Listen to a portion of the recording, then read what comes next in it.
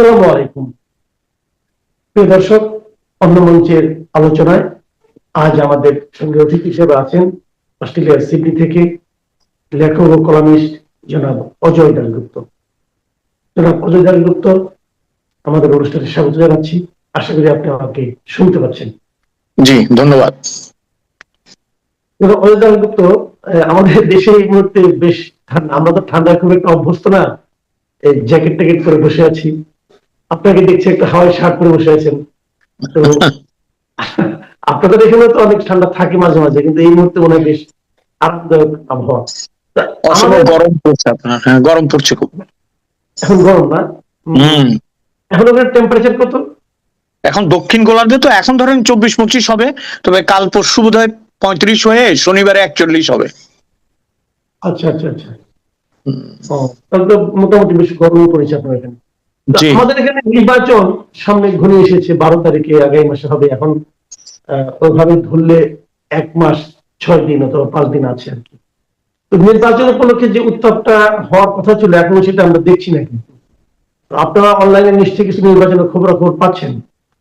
তো নির্বাচনে যাওয়ার আগে, নির্বাচনের আলোচনায় যাওয়ার আগে আমি একটু ছোট করে একটা কথা বলতে চাই যে আমাদের দেশের রাজনীতির যে যারা রাজনীতি করেন, রাজনীতিবিদ আছেন, তাদের যখন তারা ক্ষমতায় থাকেন তখন তাদের কি অবস্থা হয়, যখন ক্ষমতা থেকে চলে যান তখন তাদের কি অবস্থা হয়। এটা নিয়ে আমরা ভাবছিলাম যে এই যে ওবায়দুল কাদেরের খবরটা পেলাম যে উনি খুবই অসুস্থ হয়ে আছেন, এবং অসুস্থ হয়ে থাকার এই অবস্থায় মানে দেখেন ওনার নিশ্চয়ই কিছু অপকর্ম আছে। উনি যখন ক্ষমতায় ছিলেন তখন তো দেশের উনি পার্টির দায়িত্বে ছিলেন, সেই পার্টিটা আজকে কি অবস্থা, এবং এর জন্য দায় নিশ্চয়ই ওনাকে নিতে হবে।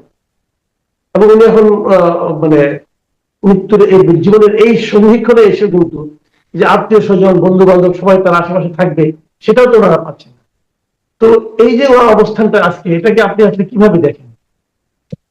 প্রথমে আমি আপনাকে একটা কথা বলি, কোনো মুমূর্ষু মানুষকে নিয়ে আপনার বাজে কথা বলা কিংবা তার বিরুদ্ধে বিষোদ্গার করা অনৈতিক হয় এবং অনুচিত মনে করি। কিন্তু প্রকৃতির বিচারের হাত থেকে তো আপনি রেহাই পাবেন না।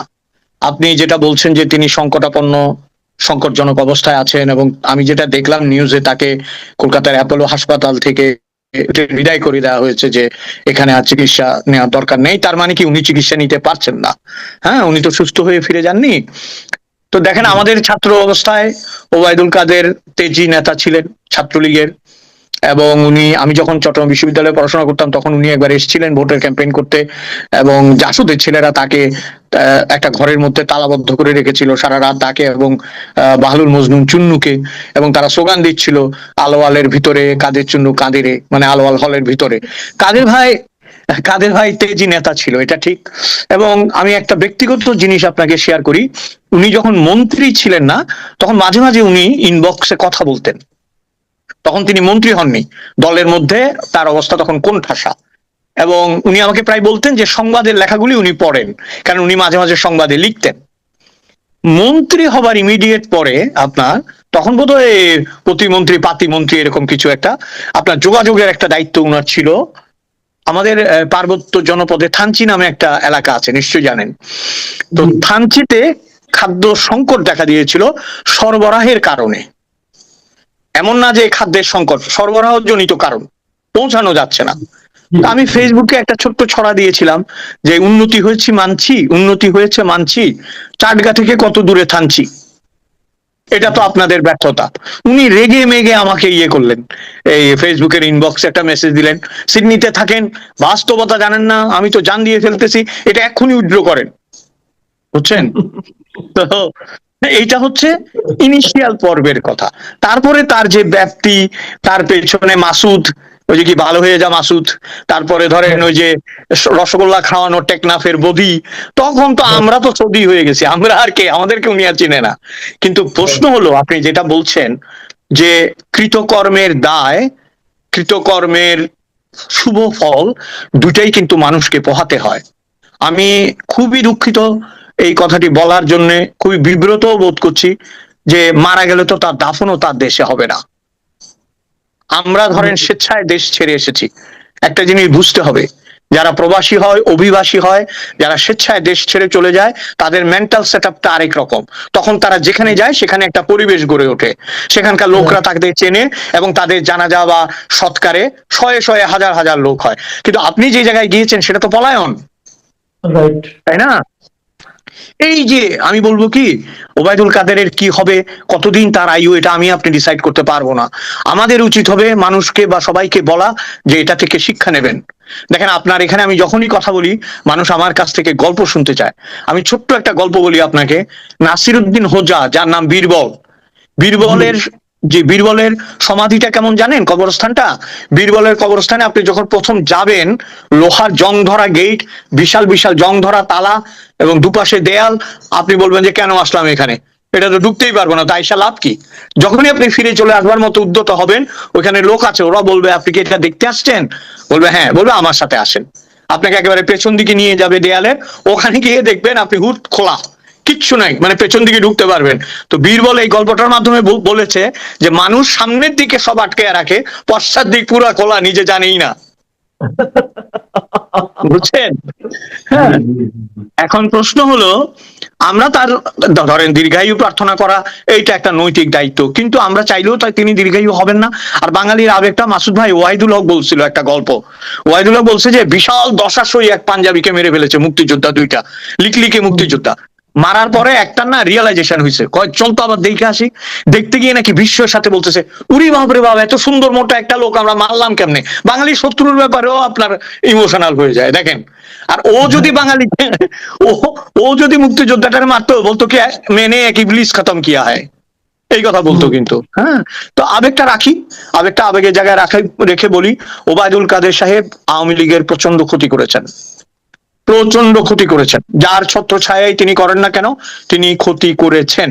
এবং সকল মানুষ একটা বিষয়ে একমত যে সৈয়দ আশরাফ ভাইকে সরানোর পরে ওবায়দুল কাদের ছিল মিসফিট, আনফিট এবং আনজাজমেন্টাল একজন মানুষ, যার মাধ্যমে আওয়ামী লীগ আজকে এই পরিণতিটা বরণ করেছে। হিটলার মারা গেছে বলে কি আমরা হিটলারকে প্লাস পয়েন্ট দেবো? বাঙালির নেতা এই যে সুভাষ বসু এত সংগ্রাম করেছেন, এত কিছু করেছেন বাঙালির জন্য, শুধু তার দ্বিতীয় বিশ্বযুদ্ধকালীন ব্রিটিশ বিরোধী ভূমিকায়, তার ভূমিকার জন্য, হিটলারের সাথে সখ্যতার জন্য আমরা তাকে এখনো সেইভাবে নিতে পারি না। কাজে ওবায়দুল কাদেরের বিচার করবে ইতিহাস। তবে আমার ধারণা মতে তিনি আর নন্দিত হবার সুযোগ রাখেননি, এমনকি মৃত্যুকালেও। আমি যদিও তার দীর্ঘায়ু কামনা করি। জি, আরেকটা ঘটনা, যেহেতু ওবায়দুল কাদেরের কথা উঠলো এখানে, মানে একজন ব্যক্তি, তার ভারত, এরকম প্রসঙ্গ, আরেকটা ছোট প্রসঙ্গ, ঠিক ছোটও না, মানে এটা আসলে এতটা গুরুত্ব নাও পেলে হতো, কিন্তু ব্যাপারটা হয়ে গেছে, আমি রাজনীতি ঢুকেও গিয়েছি একটু। সেটা হলো যে আমাদের ক্রিকেটার মুস্তাফিজুর রহমান, আইপিএল এ তার খেলার কথা ছিল, চুক্তিবদ্ধ হয়েছিল কিনা জানি না, নিলামে তাকে নেওয়া হয়েছিল 9 কোটি 20 লাখ রুপি দিয়ে আইপিএল এর জন্য। এবং ওখানকার ধর্মীয় কিছু সংগঠন, উগ্রবাদী সংগঠন, তারা দাবি করেছে যে তাকে নেওয়া যাবে না, এবং সেই দাবির প্রতি শ্রদ্ধা জানিয়ে ভারতের ক্রিকেট বোর্ড তাকে বাদ দিতে বলেছে। এবং ভারতীয় ক্রিকেট বোর্ডের সেই দাবির, মানে সিদ্ধান্তের কারণে কলকাতা নাইট রাইডার্স তাকে বাদও দিয়ে দিয়েছে। এবং তারা বলেছে তারা নাকি তাকে নিরাপত্তা দিতে পারবে না, সেহেতু বাদ। এবং এর প্রতিবাদ আপনি জানেন, বাংলাদেশের ভোটটা, বাংলাদেশ আমি মনে করি যে একটা ভালো ভূমিকা রেখেছে। বাংলাদেশের বক্তব্য হলো, তুমি যখন একজন প্লেয়ারকে নিরাপত্তা দিতে না পারো, তাহলে আমার 24 জন প্লেয়ারকে তোমরা কিভাবে নিরাপত্তা দিবে? অতএব যে বিশ্বকাপ T20 হওয়ার কথা ছিল এই ফেব্রুয়ারিতে, সেই বিশ্বকাপে আমরা অংশ ভারতে নেব না। বিশ্বকাপের আপনার আরেকটা ভেন্যু আছে শ্রীলঙ্কা, আমাদের খেলা ওখানে বানাবো। এখন একদম শেষ মুহূর্তে এসে ভারত শুনলাম এটা, যে তারা নাকি বলে তারা রাষ্ট্রীয় নিরাপত্তা দিবে এই বাংলাদেশের এই 25 জনকে। বাংলাদেশ তবুও রাজি হচ্ছে না, আমরা সেখানে যাবো না, ভারতে যাবো না। তো সম্পর্কটা একেবারে সাপে নেড়ে হয়ে গেল নাকি? এখানে কি ধর্মটা কাজ করেছে নাকি রাজনীতি কাজ করেছে? আপনার কি মনে হয় আসলে? এটা দেখেন, এটা খুবই স্পর্শকাতর বিষয়। প্রথমে আমি বিষয়টা নিন্দা জানাই এইভাবে যে একজন খেলোয়াড়, সে হচ্ছে একটা ব্যক্তি, সে একটা দেশের মানুষ, সে একটা দেশকে রিপ্রেজেন্ট করে, কিন্তু এই ক্ষেত্রে সে দেশকে রিপ্রেজেন্ট করতে যাচ্ছিল না। মুস্তাফিজ যাচ্ছিল একটা দলকে রিপ্রেজেন্ট করবে, কলকাতা নাইট রাইডারকে। সেখানে একটা ব্যক্তি মানুষের প্রতি এই আক্রোশ এবং সিকিউরিটি দিতে না পারার কারণে তাকে নিলাম থেকে প্রত্যাহার করা বা না নিতে চাওয়া সিকিউরিটির কারণে, এটা তো ভারতের ব্যর্থতা। তাদের যে প্রশাসনিক কিংবা ধরেন শৃঙ্খলা বা আইনগত, সেটার একটা ব্যর্থতার একটা নজির। কিন্তু প্রশ্ন হচ্ছে, এটা ঠিক আছে, এটা আমি নিন্দা করি, নিন্দা জানাবো, এবং এবং বাংলাদেশে না যাওয়ার যে কারণ, সেই কারণটাকে আমি সমর্থন করছি। কিন্তু একজন যে খুব সুন্দরী ইয়ে আছেন না, উপদেষ্টা রিজওয়ানা হাসান নাম বোধহয় উনার, উনি প্রায় দেখি এখন ক্রিকেট, হ্যাঁ প্রায় দেখি ক্রিকেট নিয়ে কথা বলেন। উনি বলছেন যে এটার মধ্যে রাজনীতি মেশানো হয়েছে। রাজনীতি কি আমরা মেশাইনি মাসুদ ভাই? আমি মুস্তাফিজের পক্ষে 100% দাঁড়িয়ে বলছি, মাশরাফির মতো অধিনায়ক বাংলাদেশে এখন পর্যন্ত একজনও আসেনি। তার বাড়ি জ্বালিয়ে দেওয়া, সে দুঃখ করে বলেছে যে তার মা বাবা এক কাপড়ে বেরিয়ে এসছে, এটাও তো আমাদের দেশে ঘটেছে একজন ক্রিকেটারের বিরুদ্ধে। আমাদের দেশে সাকিব আল হাসান কি রাজনীতি শিকার হয়নি? বিশেষ করে আমি সাকিবের কথা বলবো, আমাদের ওয়ার্ল্ড কাপে কি সাকিব আল হাসানকে খেলতে দেওয়া হয়েছিল? আমি বোধহয় আপনার শোতে আরো একবার বলেছিলাম যে পৃথিবীর যে কোনো প্রান্তে the only icon of Bangladesh is Sakib Al Hasan sports ওয়ার্ল্ডে, the only icon, একমাত্র আইকন যে 3টা ফরম্যাটে বিশ্ব চ্যাম্পিয়নের গৌরব অর্জন করেছিল। এবং যে কাহিনী দিয়ে তাকে আমরা বর্জন করছি বা দূরে রেখেছি, সে কাহিনীটা কি সত্য? সে তো কানাডায় ছিল ওই সময়, সে যাত্রা বাড়িতে এসে কাউকে গুলি করবে ওই সময়? সে তো দেশের ভেতরেই ছিল না, সে হত্যার নির্দেশ দেবে? আপনি এইটা এইটা আপনি মানে, আমি বলছি কেন জানেন, প্রতিশোধের স্পৃহার আগুন যখন জ্বলে, সে আগুন কিন্তু অনেক দূরে ছড়িয়ে যায়। ওই যে অন্নদাশঙ্কর রায়ের একটা কথা আছে, আপনি যদি বিষাক্ত বীজ মাটিতেও রোপণ করেন, তার ছায়া কিন্তু আকাশে পড়ে। আজকে কি হচ্ছে, উপমহাদেশের সম্পর্কগুলো খারাপ হচ্ছে, বিশেষ করে নিকটতম প্রতিবেশীর সাথে। আমি বারবার বলছি, আমি আমার জন্মগত পরিচয় হিন্দু বলে অনেকেই আমাদেরকে মনে করেন আমরা হ্যাঁ আমরা কাঁচামাল হিসাবে কিন্তু রেজেন না। হ্যাঁ, এটা বুঝতে হবে। এখন প্রশ্ন হচ্ছে, এটা খুবই জটিল বিষয়। আমার দেশ, আমার খেলোয়াড়, আমার পতাকা, আমার নিরাপত্তার পক্ষে আমি নিশ্চয়ই দাঁড়াবো, কিন্তু আমাকে আমার কৃতকর্মের কথাও বিবেচনা করতে হবে। এবং আরেকটা কথা বলি, যাদের আর মাত্র হাতে 1.5 মাস সময় বা 2 মাস সময় যদি নির্বাচনের ক্ষমতা হস্তান্তর হয়, তাহলে তাদের আরো অনেক বেশি সহনীয় হওয়া উচিত। কারণ আপনি ওই ওবায়দুল কাদেরের কথায় আবার ফিরে আসছি, মিষ্টিটা খেয়ে খালি প্লেট রেখে যায়েন না, যাতে আমাদের অসুবিধা হয়। প্লিজ খালি পেটটাও নিয়ে যান, আমরা নতুন প্লেট কিনতে পারবো। এই জঞ্জালগুলি রেখে যায় না আপনাদের। এই যে সব দিকে যে গুবলেট পাকানোর একটা জঞ্জাল পাকানোর একটা সিস্টেম হঠাৎ ফুসে ওঠা কোনো কারণ ছাড়া, কারণ ওদের পক্ষে দাঁড়ানোর কোনো যুক্তি নেই, এই জন্য এটা পেলে এটাতে ফুসে উঠছে, ওইটা পারলে ওইটাতে ফুসে উঠছে। কিন্তু যে জায়গায় তাদের ফুসে ওঠা দরকার, তারা কিন্তু ফুসে উঠছে না। ফুসে ওঠার দরকার ছিল, এই যে বাংলাদেশের সংখ্যালঘু নির্যাতন হচ্ছে, কয়েকটা মানুষকে পুড়িয়ে মারা ফেলা হয়েছে। তারপরে দেখলাম এক আওয়ামী লীগের চেয়ারম্যান মুসলিম ভদ্রলোক তার স্ত্রীকে বলছে যে 2 দিনের জন্য নিয়ে যাচ্ছি, 2 দিনের পর ফেরত দেবো। ভাবি, আমরা মানুষ খারাপ না? হাতে এত বড় বড় বন্দুক, এগুলোর ব্যাপারে আপনারা ফুসে উঠছেন না কেন? এগুলো তো আসল জিনিস না, নিরাপত্তা তো আসল জিনিস।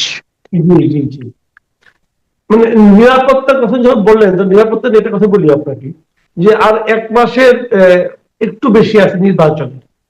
নির্বাচনটা তো মনে করেন আপনার খুব একটা স্বার্থ সংশ্লিষ্ট বিষয়, কিন্তু নির্বাচিত হওয়ার জন্য 10-12 জন লোক মাঠে থাকে, যে যার মতো শক্তি প্রয়োগ করে। তো সেখানেও কিন্তু অনৈতিক ভাবে শক্তি প্রয়োগের একটা প্রতিযোগিতা দেখা দিতে পারে, এরকম আশঙ্কা আমরা সবসময় দেখেছি।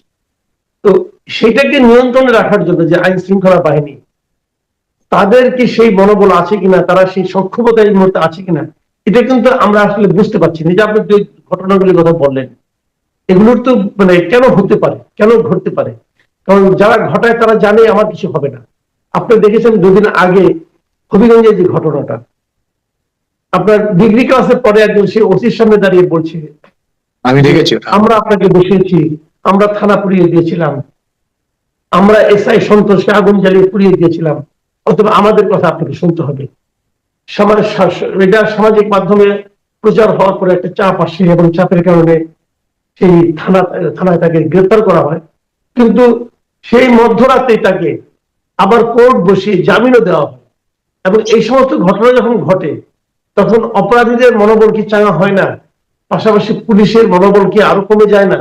যদি কমে যায়, এই দুটো বাস্তবতাকে সামনে রেখে সামনে নির্বাচনে আপনি কিভাবে আশা করেন যে খুব শান্তিপূর্ণ পরিবেশ থাকবে? তার আগে আমি একটা কথা বলি মাসুদ ভাই, আনিস আলমগীর কি এরকম কোনো কথা বলেছিল সন্ত্রাসের পক্ষে? আপনি এমনি দেখেন তো, চিন্তা করে, যারা জেলে আছে, কারাগারে নিয়ে গেছে যেসব সাংবাদিকদের, তারা কি এরকম কিছু বলেছিল? তারা কি এরকম কোন থ্রেট দিয়েছিল পুলিশ মিলিটারির সামনে দাঁড়িয়ে? তাদেরকে আপনি ঢুকায় রাখছেন। তাহলে তাদের জামিন জামিন দেন নাই আপনি। মধ্যরাতে কোর্ট বেশি একটা সন্ত্রাসীকে জামিন দেওয়া হচ্ছে, সেখানে আপনি বলছেন যে ইলেকশন ফেয়ার হবে। ইলেকশন এখন যেটা মনে হচ্ছে যে ইলেকশন উইল বি হেল্ড, একটা ইলেকশন হয়তো হবে, সেটা হয়তো আন্তর্জাতিক চাপে হবে। আমাদের একটা সৌভাগ্য, আমাদের বাড়ির আশেপাশে ট্রাম থাকে না, বুঝছেন। আওয়ামী লীগের জন্য দুর্ভাগ্য, যারা ক্ষমতায় আছে তাদের জন্য সৌভাগ্য। ট্রাম যদি আমাদের দেশে আশেপাশে থাকতো, ও ওদের প্রত্যেক রাখতে একটা করে নিয়ে যেত তুলে, বুঝছেন। এবং আপনার যেটা হয় যে দেখেন, দ্য মিনিং অফ ডেমোক্রেসি পৃথিবীতে আসলে বদলে গেছে। এই যে ভেনিজুয়েলার মতো একটা তৈল সমৃদ্ধ দেশ, সোনা আছে, বিভিন্ন ভাবে একটা সমৃদ্ধ দেশ, তার শাসক যতই খারাপ হোক, আপনি কি আসলে তাকে মধ্যরাতে তুলে নিয়ে যেতে পারেন? এরকম আজকে আপনার জাতিসংঘ উদ্বেগ প্রকাশ করেছে।